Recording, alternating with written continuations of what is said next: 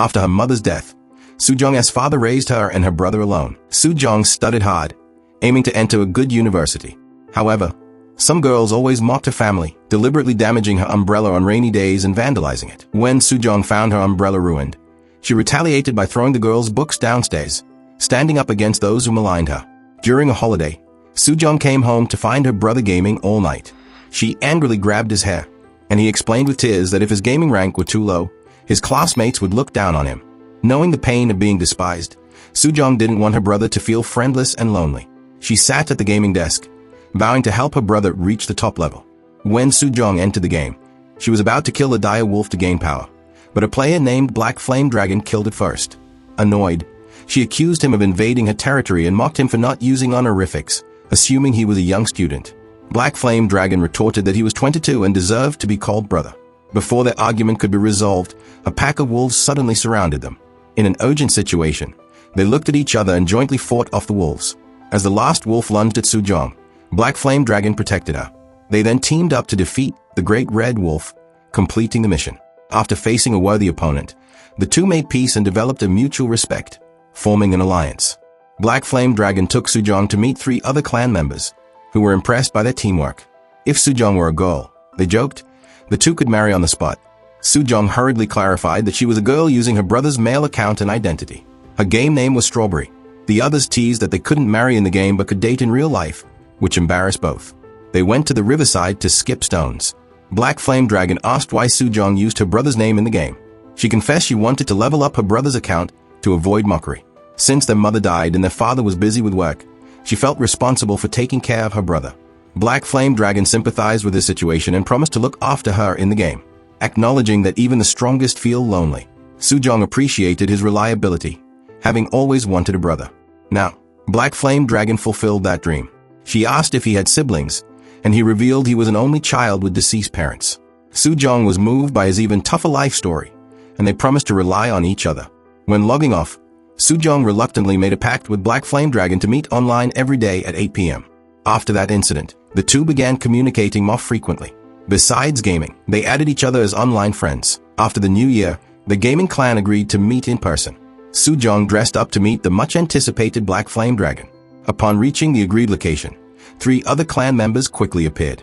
It was their first face-to-face meeting.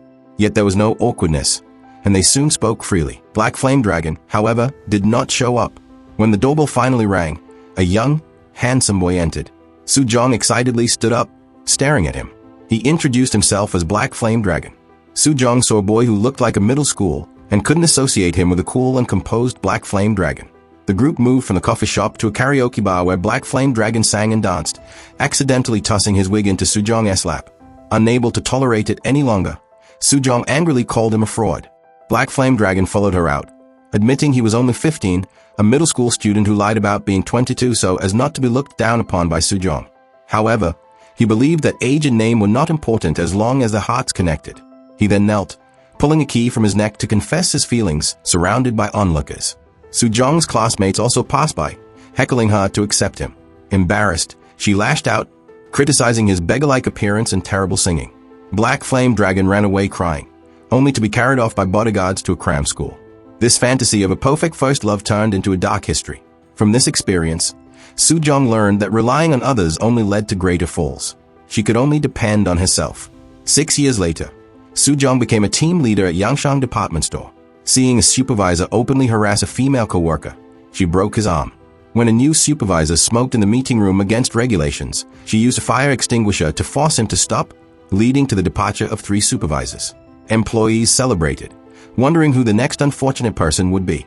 Unknown to everyone, the former Black Flame Dragon, Ju-yeon, the grandson of the store's owner and future heir, was sent by his grandmother to gain experience. Kwon In-kyung conveyed the grandmother's demands for him to always maintain a perfect image and avoid actions detrimental to the family's reputation, ultimately sacrificing any private life that could harm his status. Ju-yeon, unwilling to give up his life, often sneaked out to nightclubs. One phone call snapped him back to reality, demanding he see his grandmother. While reaching for his phone, he accidentally rear-ended the car ahead, which happened to be Soo-jong's.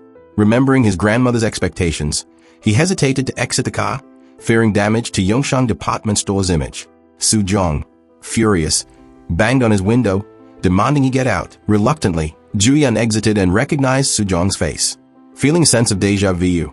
However, to Soo-jong, this seemed like a poor attempt at flirting. She ordered him not to harbor inappropriate thoughts and focus on resolving the accident. Ju-yeon handed her his lawyer's business card, urging her to contact the lawyer. Soo-jong, furious, tore up the card and instructed an employee to drive the car away.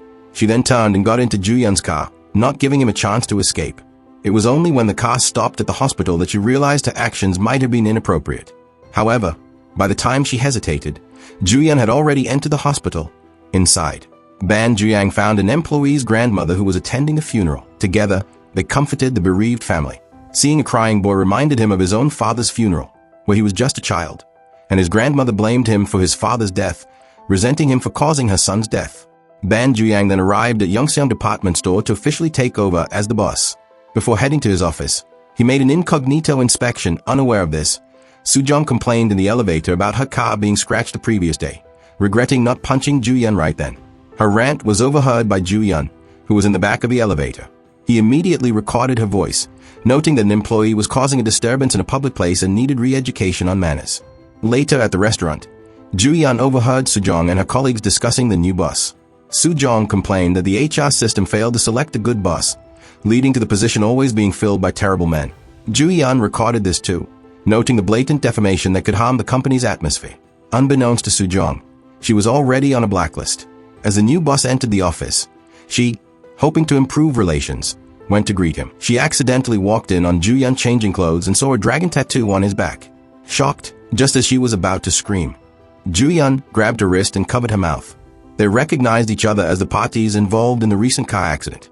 Ju-yeon demanded that Soo-jong forget the accident and remember that they had never met outside the company. Soo-jong nodded repeatedly, promising never to mention the incident again. Despite her promise, Ju-yeon still considered her a top security risk. At a staff meeting, he warned her in front of everyone that unlike previous bosses, if there were conflicts between them, Soo-jong would be the one to leave the company. Kwon In-kyung was impressed by Ju-yeon's strong presence at the meeting and thoughtfully brought him a cup of espresso, not knowing that Ju-yeon actually preferred sweets. Claiming to love espresso was just to maintain his professional image. During lunch, Ju-yeon stood in front of a beverage shop wanting to buy chocolate milk. This was witnessed by Soo-jong, who was eager to improve their relationship. She quickly approached to offer buying his favorite sweets. Soo-jong's repeated near revelations of his identity made her a significant risk. To ensure his hidden traits remained undiscovered, Ju-yeon decided it was necessary to eliminate the threat posed by Soo-jong. Since then, Ju-yeon started to deliberately make Soo-jong's job difficult, hoping she would resign on her own. However, Soo-jong excelled at her work and overcame every challenge. After work, she went to dinner with colleagues who advised her not to confront Ju-yeon. Just as they were about to reveal Ju-yeon's background to her, he suddenly entered, complaining that they didn't invite him to the meal. To improve relations, Soo-jong proactively grilled meat and poured drinks for Ju-yeon, but the evening turned into a heavy drinking contest. Both were determined not to lose, and eventually, Soo-jong got Ju-yeon drunk. He endlessly asked for chocolate milk. When Ju-yeon woke up covered in chocolate milk stains and saw the empty boxes on the floor, he remembered asking Soo-jong for milk the previous night. At work, he overheard Soo-jong sharing the story of his drunken state with colleagues. Feeling his pride hurt, he lost control and mocked Soo-jong, calling her a worm and weed, claiming he spared her only because he didn't want to dirty his hands. He warned her not to overestimate herself. Insulted, Soo-jong stormed into his office and yelled at him. The situation escalated, and colleagues had to pull her out. Kwon In-kyung believed that since Ju-yeon was publicly challenged, the only solution was for Soo-jong to resign voluntarily. Otherwise, any report of the incident could be interpreted as workplace bullying by Ju-yeon. After calming down, Ju-yeon also reflected on his excessive behavior. Colleagues comforted Soo-jong and informed her of Ju-yeon's real identity as the sole grandson of the chairman and the future heir of Youngseong department store. Startled by this revelation and eager to secure her job, Soo-jong decided to take the initiative. She sought to find leverage over Ju-yeon to prevent him from firing her. After work, Soo-jong secretly followed Ju-yeon and saw him entering a public restroom with a suitcase. And when he re-emerged dressed in a youthful, eccentric style, completely unlike his serious business attire, she was shocked. She followed him to a nightclub and saw him jumping joyfully to rock music, completely overturning her previous perception of him. Soo-jong took photos and sent them to Ju-yeon, hoping to use them as bargaining chips for negotiation. Surprisingly, Ju-yeon quickly approached her for a face-to-face discussion. They met at a fast food restaurant downstairs. Ju-yeon looked longingly at the milk tea and hamburger on the table, but restrained himself to maintain his image. Getting straight to the point, He agreed no longer to target Soo-jong for removal, but instead, to place her under surveillance and protection. The condition was that Soo-jong immediately delete the photos and be at his beck and call. Focused solely on keeping her job, Soo-jong quickly signed the agreement. Soo-jong soon realized that Joo-yeon's demands went beyond what was initially agreed. Whether dining with colleagues or eating alone, Joo-yeon would summon her and even assign her meaningless tasks like shredding paper. Soo-jong was confused. She had simply become aware of Joo-yeon's private hobbies, which were harmless and not scandalous enough to make social news like those of other chaebols. She didn't understand why Joo-yeon felt the need to keep them secret.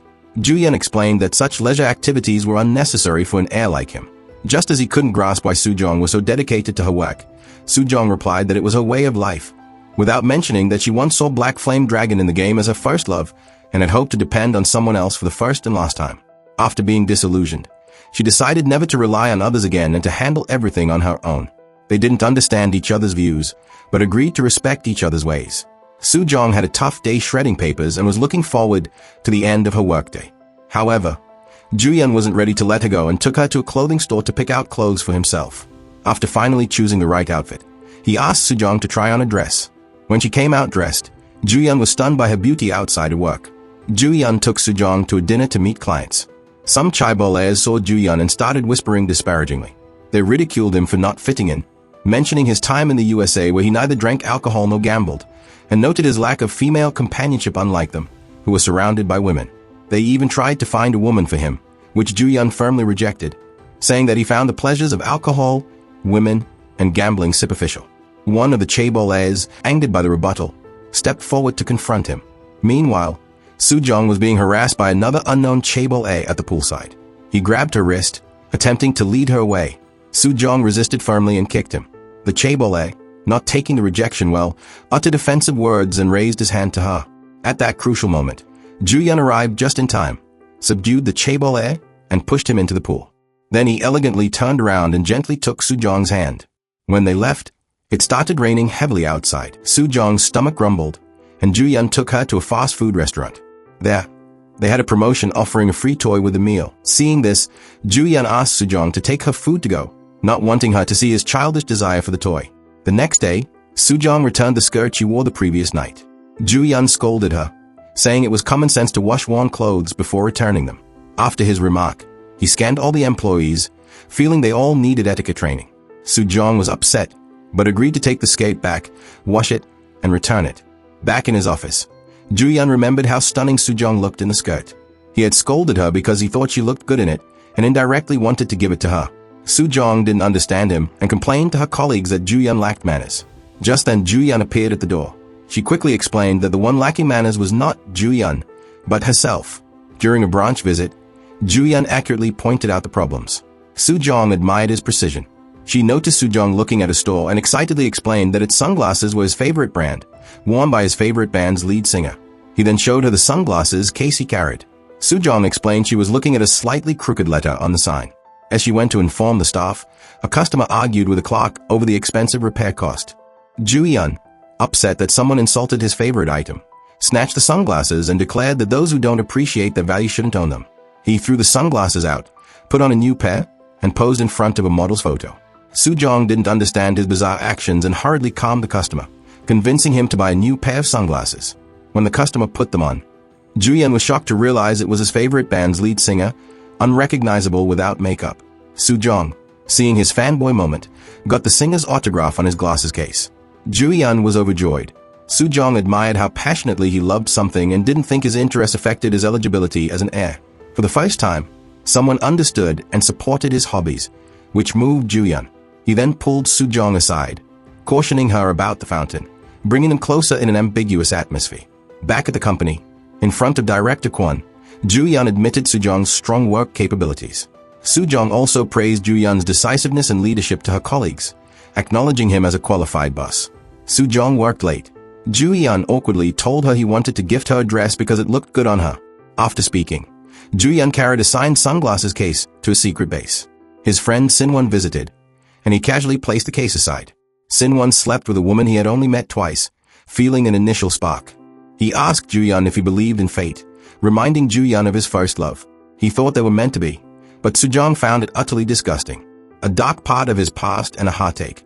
The woman with Sin-won was Ha-jin, who had played games with Ju-yeon years ago and was now a longtime friend of Soo-jong. Sin-won was excessively gentle with every woman. His ex-girlfriend couldn't stand his behavior and broke up with him at Ha-jin's restaurant. Witnessing this, Ha-jin comforted Sin-won with food, which he praised. He revisited and taught Ha-jin how to take good photos for promotion.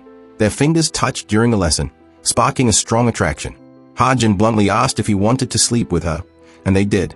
After Kim Shin-won left, Ju-yeon relaxed at the secret base, recalling Soo-jong's words about pursuing what one loves, filling him with satisfaction. He logged into Black Flame Dragon's account to contact Ha-jin, learning she had opened a new restaurant. He immediately sent expensive opening gifts. Soo-jong noticed their value and asked Ha-jin when she had made a wealthy friend. Seeing Black Flame Dragon's signature, she could not accept that Ha-jin was still in touch with him, as it was her shameful past. Ha-jin explained they only contacted occasionally. If Soo-jong was unhappy, she could throw the gifts away. Soo-jong did not want to waste good items and instructed Ha-jin to sell them. At work, Soo-jong ran into Ju-yeon in the elevator and was curious about his watch. She leaned in to look, realizing too late they were too close, just as the elevator doors opened. Kwon In-kyung saw this, and Soo-jong hurried out. She noticed a pink toy on the ground. Kwon In-kyung inspected it and asked whose it was. Ju-yeon turned pale, claimed an emergency at home, and rushed back to check the toy box, finding one missing. Painful memories surfaced in Ju-yeon's mind. He was late for his parents' memorial service, and his grandmother had people search his room and found many cherished toys. She scolded him, blaming him for his parents' deaths, and accused him of not repenting. She then ordered the toys to be burned, including dolls his parents had given him. Despite his pleas, they were all burned in vain. At the company, when he saw a doll, he thought his secret was exposed again, so he rushed back to check. He then found the missing doll under a cabinet. The doll at the company wasn't his. Relieved it was just a false alarm, he returned to the office. He overheard colleagues guessing who owned the doll and criticizing the owner as childish. Seeing Soo-jong among them, he got angry, thinking she was two-faced, and demanded she return the skirt or pay for it. Soo-jong had already sold the skirt and urgently contacted the buyer to negotiate a return and refund.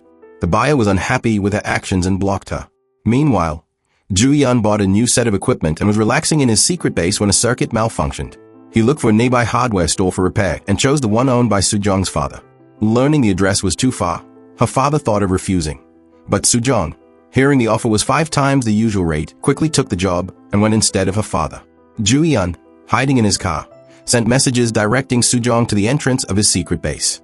Watching her on the surveillance, he found her silhouette familiar. Soo-jong saw the signed glasses case and realized she was at Ju-yeon's house. She called out his name over the phone.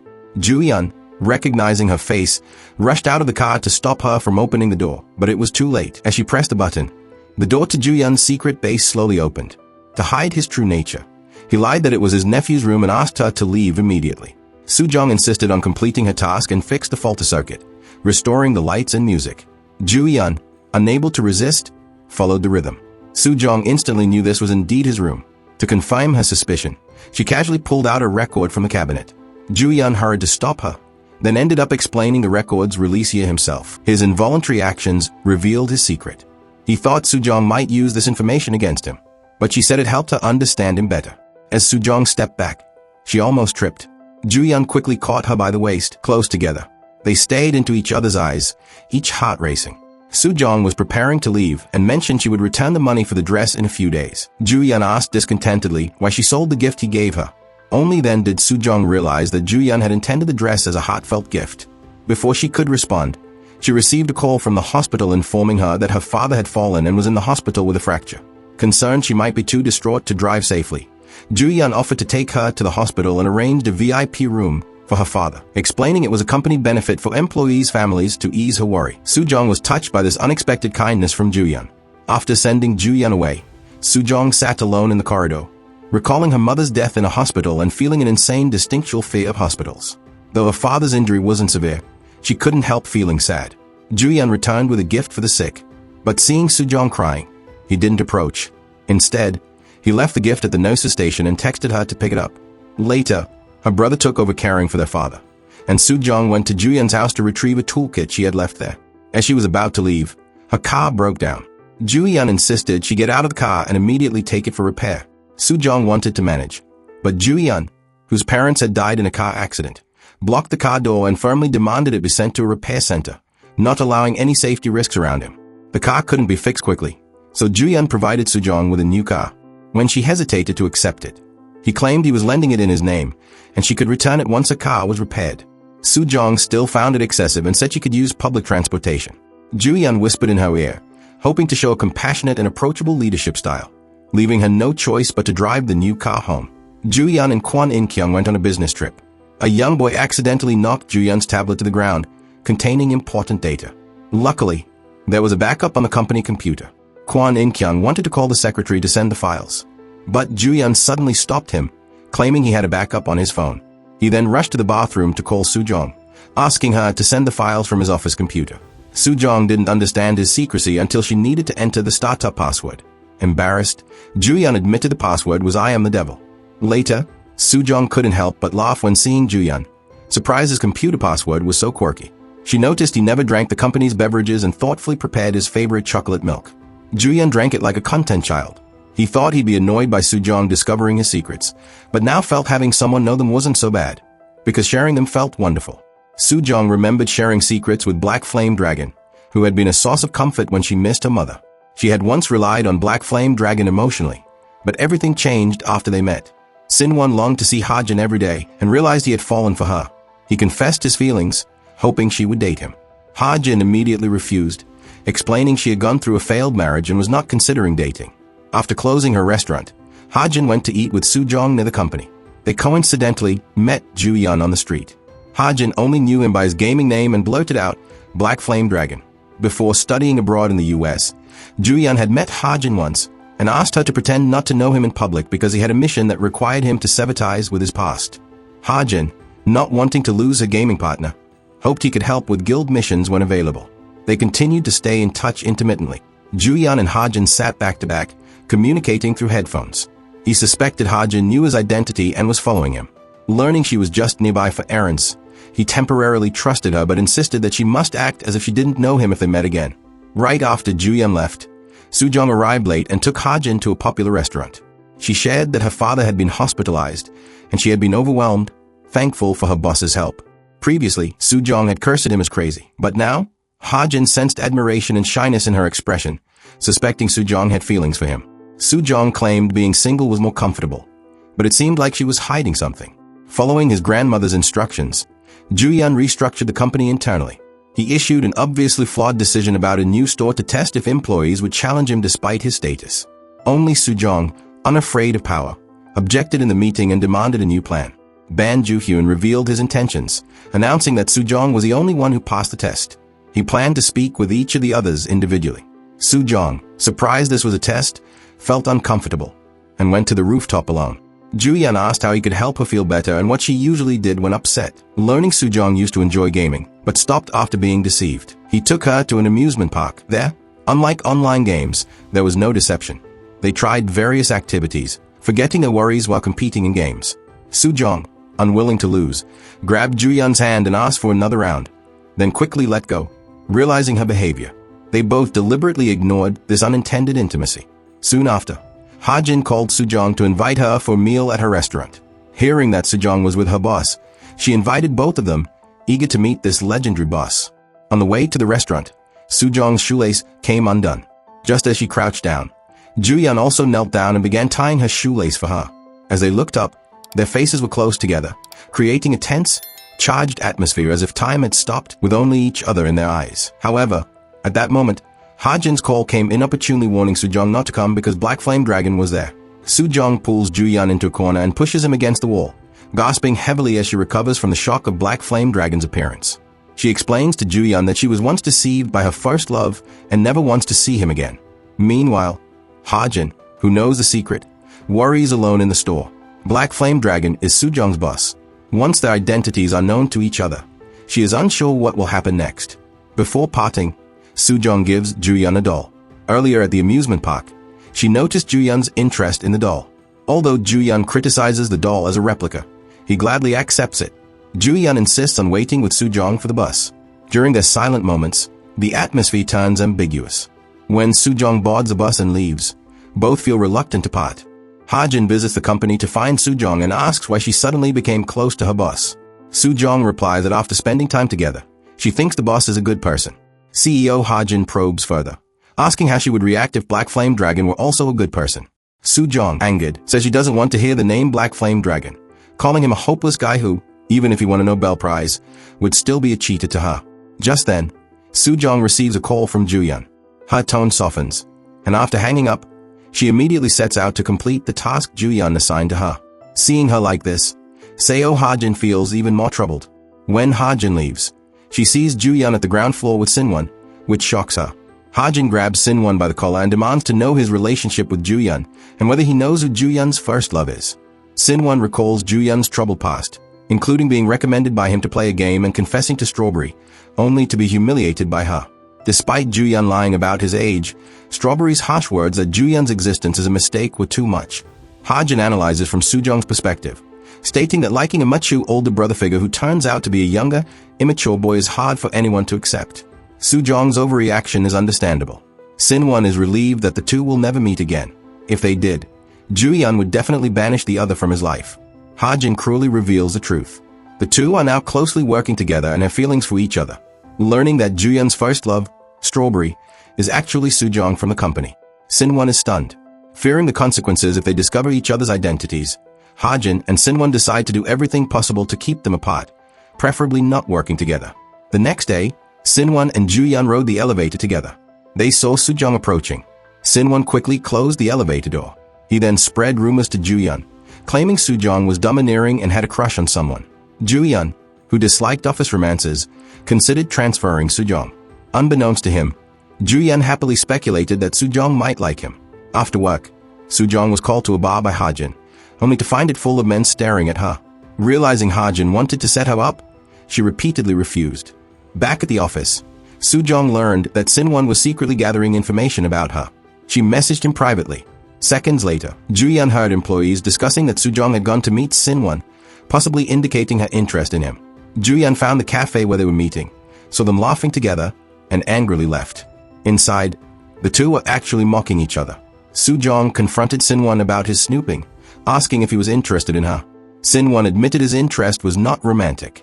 Meanwhile, a misunderstanding Ju-yeon, at home reading comics, envisioned the comics' romantic leads as Soo-jong and Sin-won. Overwhelmed by jealousy and anger, he confronted Soo-jong, asking if she liked Sin-won.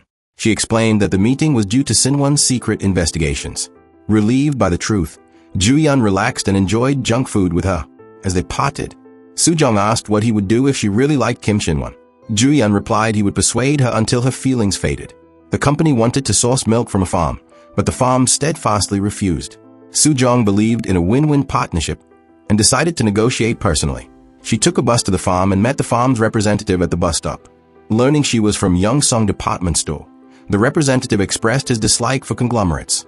Just then, a car stopped and Ju-yeon got out.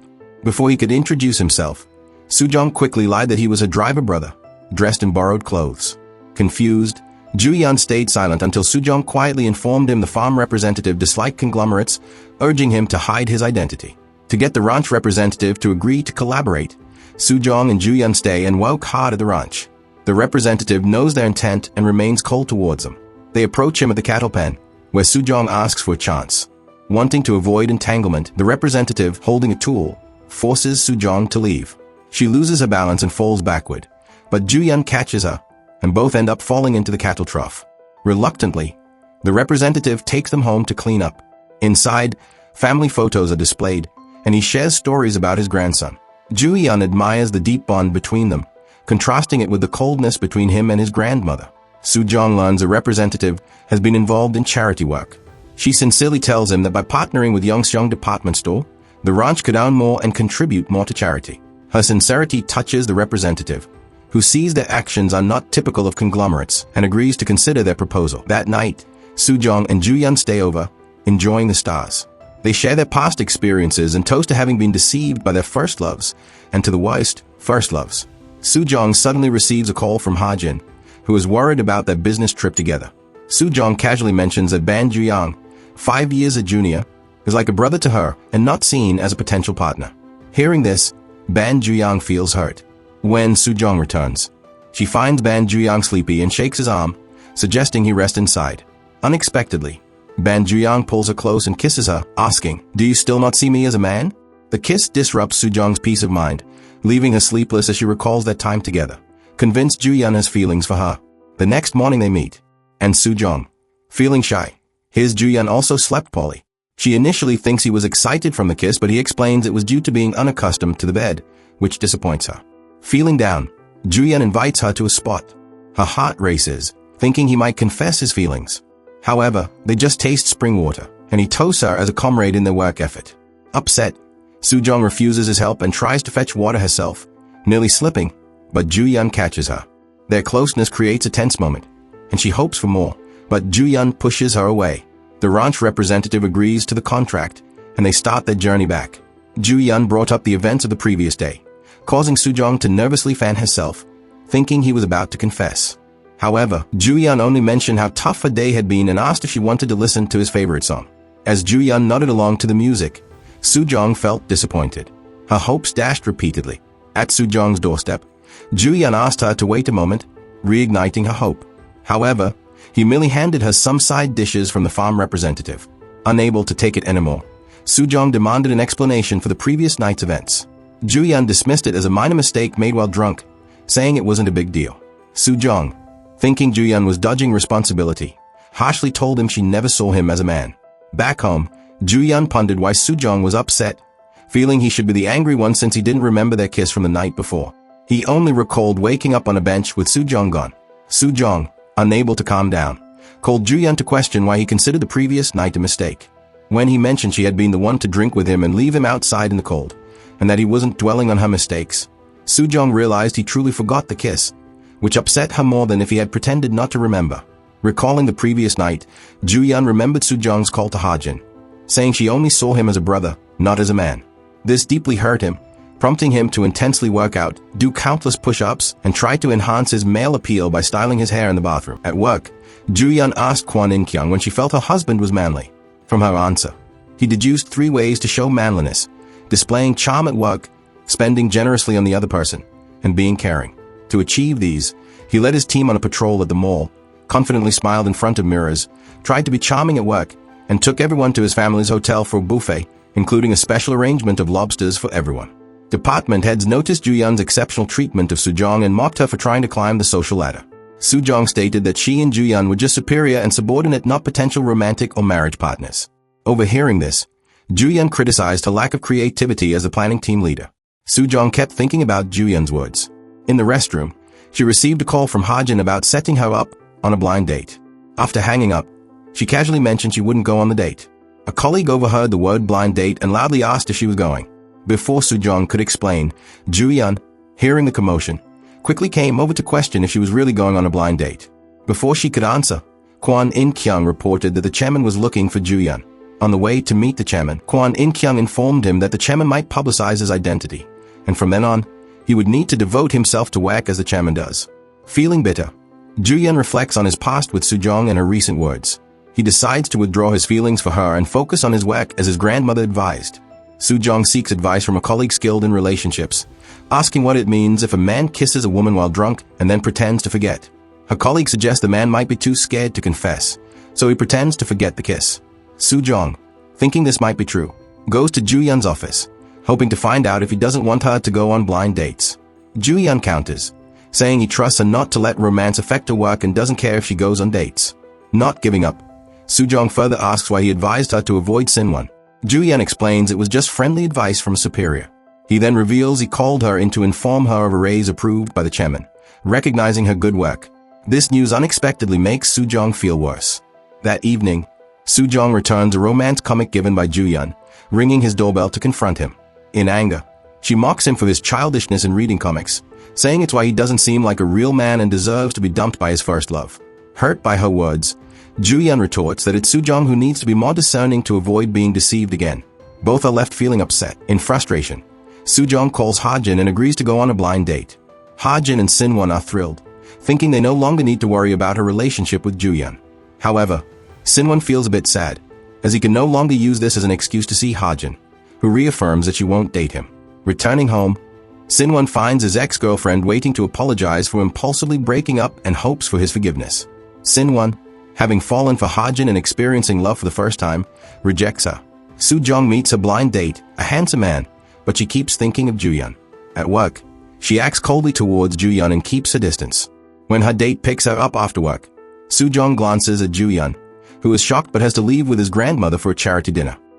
Then, someone compliments him as his grandmother's successor, but she publicly states that no one can automatically become her heir. Joo-yeon feels suffocated by the oppressive atmosphere. A wealthy young man who previously fell into water comes to provoke him, calling him his grandmother's dog, who never dares disobey her. Furious, Joo-yeon throws a drink on him and warns him not to mess with him when he's in a bad mood. After dinner, Joo-yeon went to listen to his favorite band sing. He sensed these moments of indulgence were rare for him. Leaving the nightclub, he suddenly remembered that night. Stimulated by Soo-jong, he drank heavily. When Soo-jong returned, he kissed her. At that time, Soo-jong was with a blind date who asked her to help choose clothes. However, she was suddenly pulled into a fitting room by someone. To her surprise, it was Joo-yeon. Joo-yeon told her that the kiss had been his first. Just then, the store clock was frantically shaking the door. Soo-jong's blind date was also outside, calling her name. In a panic, Soo-jong pushed Joo-yeon behind the door, opened it, and quickly pulled the blind date and the clock to look at other clothes. Joo-yeon took this opportunity to slip away. At the time of partying, the blind date still wanted to continue seeing Soo-jong, but she refused. As she finished speaking, Joo-yeon, now back in a suit, approached, claiming there was an urgent matter, and asked Soo-jong to leave with him. Privately, Soo-jong criticized Joo-yeon for being rude to her blind date and suggested he apologize. Joo-yeon bluntly stated that he only regretted not kissing her, and explained that the kiss was not a mistake. Soo-jong understood his feelings, feeling somewhat flustered. Just then, Ha-jin called. Soo-jong used a prior commitment as an excuse to end the call. Ha-jin sensed Soo-jong's excitement, thinking her date went well, not knowing Soo-jong was actually flustered over Joo-yeon. Ha-jin felt it was a pity when she learned Soo-jong had rejected the blind date, who was older, had a stable job, and seemed ideal in every way. Although Soo-jong disliked younger men with peculiar interests, she couldn't resist her feelings for Joo-yeon. That evening, Soo-jong received a message from Joo-yeon asking when later would be. Happy, she forced herself not to reply or think about Joo-yeon. Meanwhile, he kept checking his phone, comforting himself that they would meet the next day. At work the next day, Joo-yeon looked around for Soo-jong. When they finally met in the hallway, Soo-jong quickly helped a colleague move items and left. In the elevator, when Joo-yeon tried to speak to her, she loudly asked about a colleague's dog. In the restaurant, she handed her freshly served meal to a colleague, claiming she was eating out. Back at her desk, she created a folder called You Are the Devil, listing Joo-yeon's flaws to remind herself not to be swayed by him. Joo-yeon, slated to inherit Yongsong department store, contrasted with her ordinary employee status. When they met at the elevator again, Soo-jong instinctively turned to take the stairs. Joo-yeon caught up, asking why she was avoiding him, and reaffirmed the kiss was not a mistake. Soo-jong drew a line between them based on their statuses and questioned if he had the courage to hold her hand in front of everyone, including the chairman. He did not want to be fired, so they had to act as if nothing happened. Joo-yeon held Soo-jong's hand, trying to explain, but he currently lacked the means to defy his grandmother and ultimately let go. Kim Shin-won, also in unrequited love, forced himself not to burden Ha-jin by staying away, but his steps unconsciously led him to her shop. Feeling dejected, he sought out Joo-yeon to share his feelings, understanding the helpless desire to be near someone despite knowing it was impossible. Joo-yeon empathized, feeling the same way.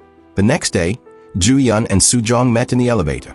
This time, Soo-jong didn't avoid him, but took out her phone and arranged to have lunch with someone else the next day. Joo-yeon asked if she was going to meet her previous blind date again. Soo-jong, citing her privacy, refused to share details. The following noon, the persistent Joo-yeon went to the restaurant to find Soo-jong.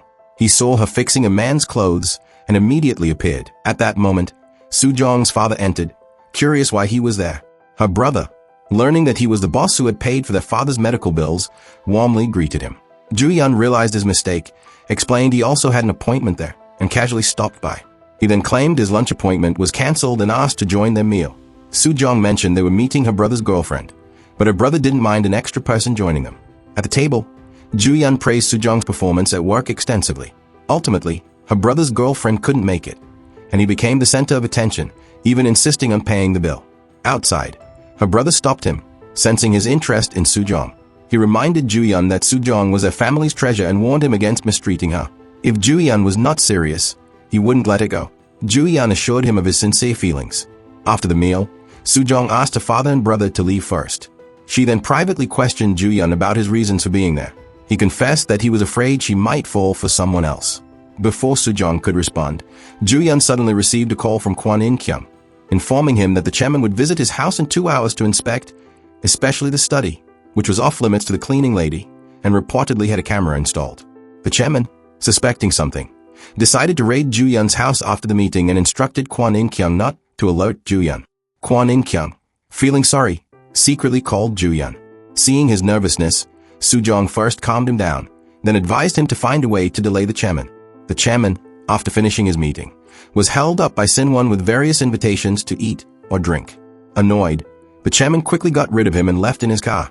On the road, Ha-jin deliberately blocked the road with a truck to delay him further, but had to move aside after repeated urging. Soon after, the chairman arrived at the building.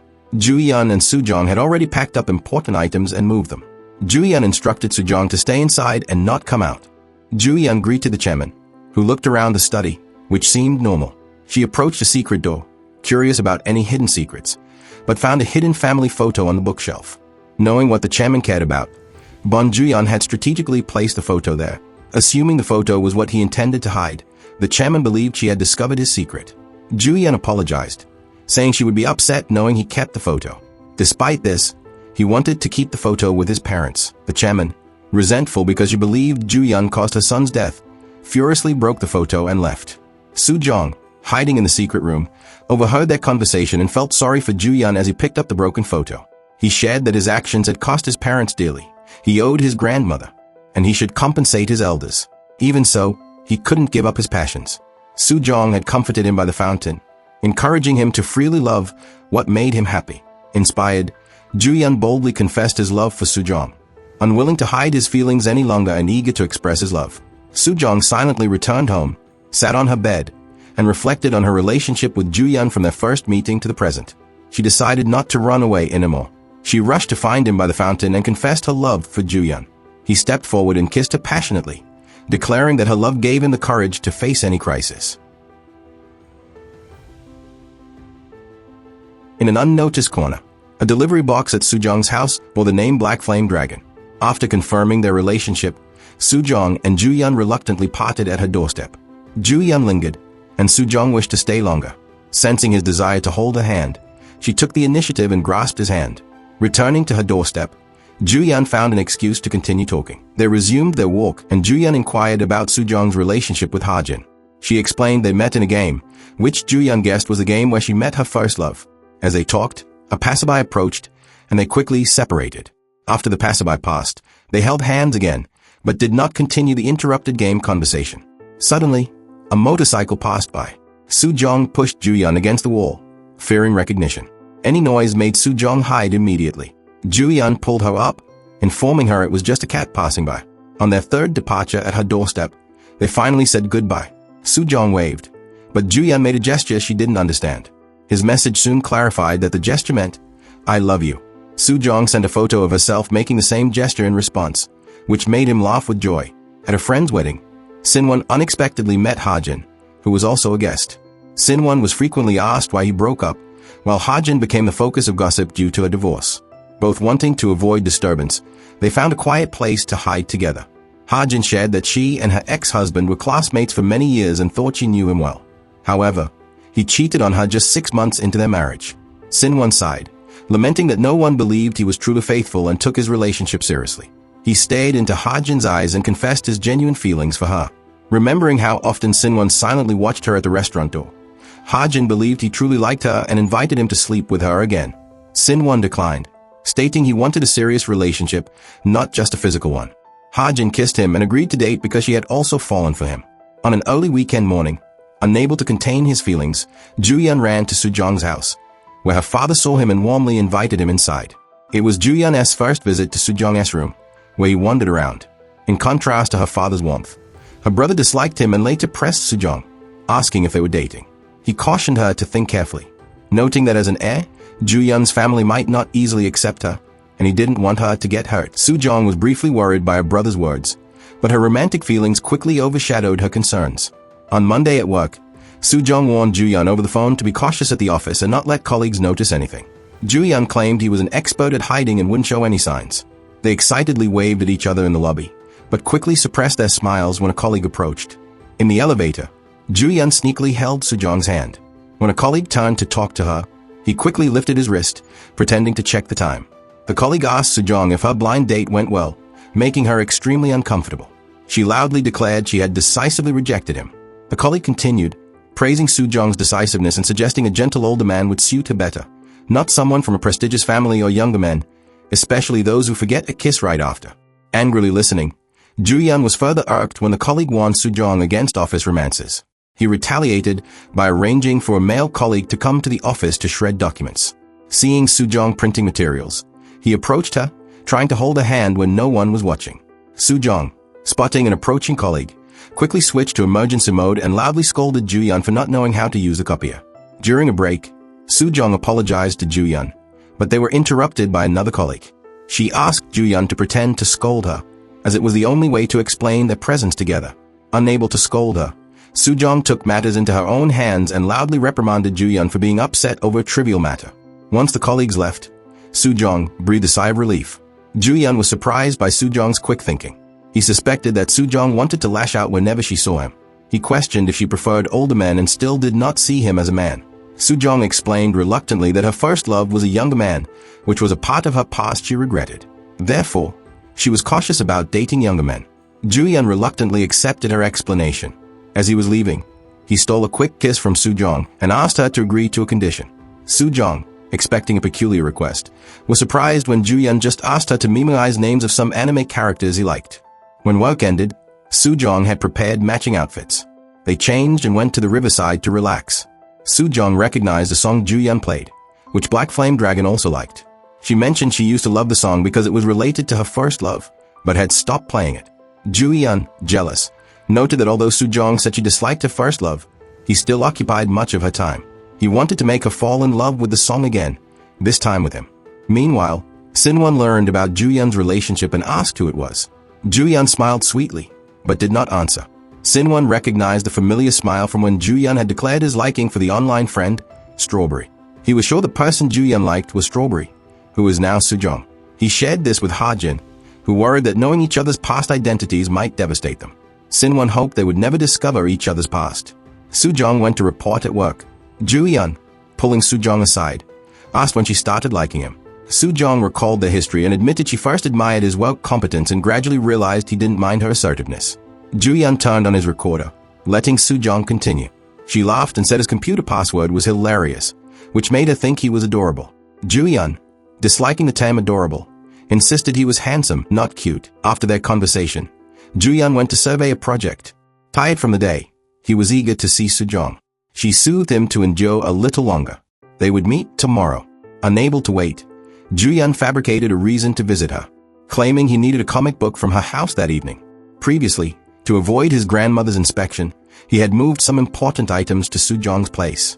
Understanding his intent, Soo-jong went to the storage to retrieve the comic book. While searching, her foot hit a suitcase containing a familiar item. When Ju-yeon finally arrived at her doorstep, he greeted her excitedly. Approaching, he noticed Soo-jong holding a necklace he once wore. Soo-jong seriously asked him if he was Black Flame Dragon.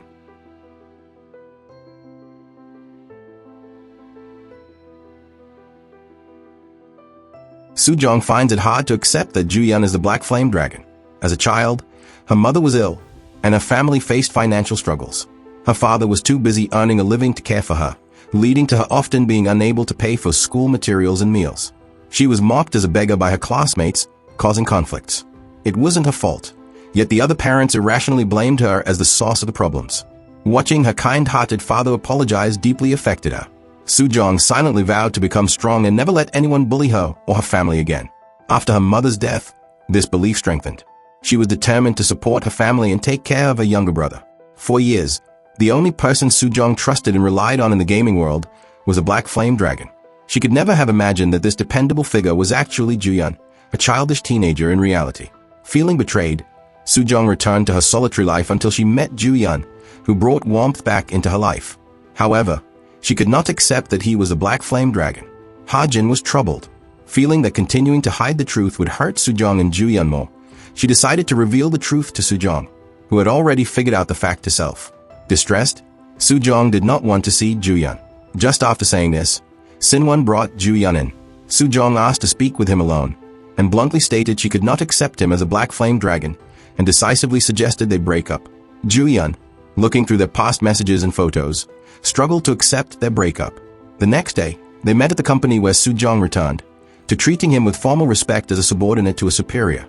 Joo-yeon called her to his office under the pretext of work, clearly stating he did not accept the breakup and apologized for previously hiding his age, asking for another chance. Soo-jong, convinced they had both caused each other pain, felt they could not continue together. She might have easily forgiven him if her feelings for the Black Flame Dragon had stayed just a game. However, she had invested genuine emotions and trust, which were deeply hurt. Thus, regardless of their past, they could not start over. Post-breakup, Soo-jong went to Ha-jin's restaurant and ordered the spiciest dish, attempting to numb her pain with the heat. Strangely, she could not feel the spiciness, as if her grief had numbed her sense of taste. Meanwhile, Joo-yeon drank with Kim Shin-won. Realizing that Soo-jong was also deeply hurt by their initial romance, he despised his past self that had caused her pain and sobbed drunkenly in bed. Suddenly, a rumor surfaced online claiming that Joo-yeon, the heir to Youngseong department store, was about to marry. The woman was not from a wealthy family, but one of his subordinates. The post included a photo of Joo-yeon having a meal with the woman's family. Upon learning this, Joo-yeon immediately instructed Kwon In-kyung to have the public relations team handle the situation, wanting to avoid any trouble for Soo-jong. The news spread quickly within the company. Soo-jong noticed her colleagues looking at her strangely, but did not know why. During a meeting, other team leaders mocked her for finding a rich man. Joo-yeon entered the meeting room in time and sternly warned everyone to only discuss work in the office. After the meeting, Soo-jong returned to her team and saw her team members looking at the news and crying. She then realized what had happened. The team members felt sorry for her, as people online accused her of being vain. Even though her relationship with Joo-yeon was not as the rumor suggested, Soo-jong felt guilty. But given a strained relationship with Joo-yeon, she found it inappropriate to explain further to her team members. The company president also heard the rumor and insisted on firing Soo-jong to avoid any stain on Joo-yeon's reputation. Joo-yeon argued strongly, emphasizing that Soo-jong was a key employee and hard to replace. Seeing Joo-yeon defending Soo-jong, the president threatened that she could stay. But if anything similar happened again, she would handle it personally. To protect Soo-jong, Joo-yeon immersed himself completely in work, trying to fill his thoughts with job responsibilities and avoid anything related to Soo-jong. Soo-jong sensed something was off and asked the president if she had made things difficult for Joo-yeon. She offered to explain their relationship herself. Joo-yeon declined her offer, stating they would no longer have any relationship or personal interactions, which he found comforting. This was what Soo-jong had initially wanted, but now she felt a deep sense of loss. After work, as it began to rain heavily, Soo-jong ran to a convenience store to buy an umbrella. A song that she and Joo-yeon had once listened to together played in the store, bringing back memories. She realized she couldn't forget everything about Joo-yeon and returned home. Devastated, for the first time in years, she cried in front of her father and brother, admitting she was not as strong as she thought and couldn't let go of Joo-yeon. Afterward, Soo-jong found herself uncontrollably watching Joo-yeon, although he dedicated himself entirely to work, seeming to live only for his job. One time, when Soo-jong went to report to Joo-yeon, she found him asleep at his desk. She compassionately reached to support his face, but withdrew her hand just before touching him, realizing that despite their spoken intentions to keep distance, both were suffering. Due to overworking, Joo-yeon fell ill at home. Soo-jong noticed his absence at work and lied about needing his signature on a document to inquire about his whereabouts from Kwon In-kyung. Kwon In-kyung told her that Joo-yeon had been skipping meals and working continuously, so he had taken sick leave. Soo-jong was worried about Joo-yeon's condition. She told herself someone would take care of him and maybe he just needed some rest. However, her logic could not suppress the urge to see him. The thought grew stronger, and unable to resist, Soo-jong hurriedly bought medicine and rushed to Joo-yeon's house. Unbeknownst to her, Kwon In-kyung was monitoring her at Joo-yeon's doorstep. After seeing her enter, Kwon In-kyung immediately called the president.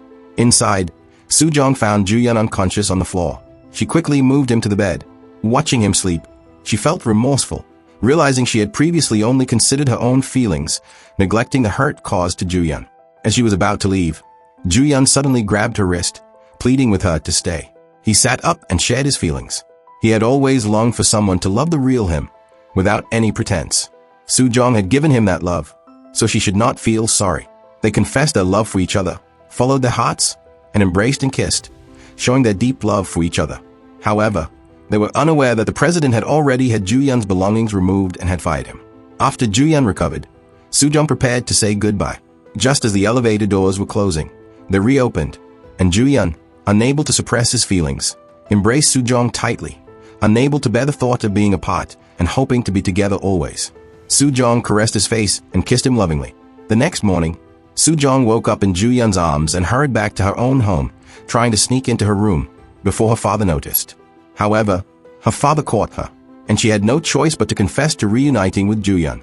Her father expressed concern about the disparity in their family statuses, but ultimately chose to respect Soo-jong's decision, promising to always support her. When Joo-yeon entered the company, he received a call from the Secretary General informing him of his dismissal. Shocked, he quickly went to the president's office, knelt down, and explained that he had always lived according to the president's wishes. Except this time, he wanted to follow his heart. He promised that being with Soo-jong would not affect his work and vowed to work even harder. However, the president was adamant, seeing their relationship as a stain on the group and berating Joo-yeon as unworthy and defective. Soo-jong hurried to the headquarters to find the president, but saw Joo-yeon looking distraught as he left the president's office. She felt deeply for him, but did not approach. She waited until dark without seeing the president. With no other option, she went to find Joo-yeon. Upon seeing her, Joo-yeon smiled weakly and optimistically held her hand, happy that they could now openly date and pursue his hobbies. After reassuring Soo-jong, Joo-yeon went to see Kwon and Kyung. Joo-yeon knew Kwon and Kyung was always loyal to the president. He believed Kwon should not make a hasty decision to leave the company. Kwon and Kyung shared her deep admiration for the president, which started when Joo-yeon's parents died. She saw the president's resilience and deemed her trustworthy. However, she also knew Joo-yeon's preference as well. His dislike for coffee, his fondness for chocolate milk, his occasional visits to shows, and his frequent toy purchases. Kwon and Kyung did not report his relationship with Soo-jong to the president because she too was swayed by emotions. Happy to see Joo-yeon with someone he loved, Joo-yeon bowed deeply to Kwon and Kyung, sincerely thanking her for years of care. The next day, Soo-jong went to work and, worried Joo-yeon might be bored, advised him he could go upstairs to read comics. Joo-yeon joined Soo-jong's brother for a meal at home. Her brother was relieved they were back together, not wanting to see his sister cry again like she did over the black flame dragon. Joo-yeon realized that both times Soo-jong cried deeply were because of him. He vowed to protect her at all costs. To keep busy, Joo-yeon helped Soo-jong's father fix things, showing a humble attitude in front of his father-in-law and brother-in-law. Then, he volunteered to cook, impressing them with his culinary skills. Both quickly started calling him son-in-law and brother-in-law, seeing the family so happy.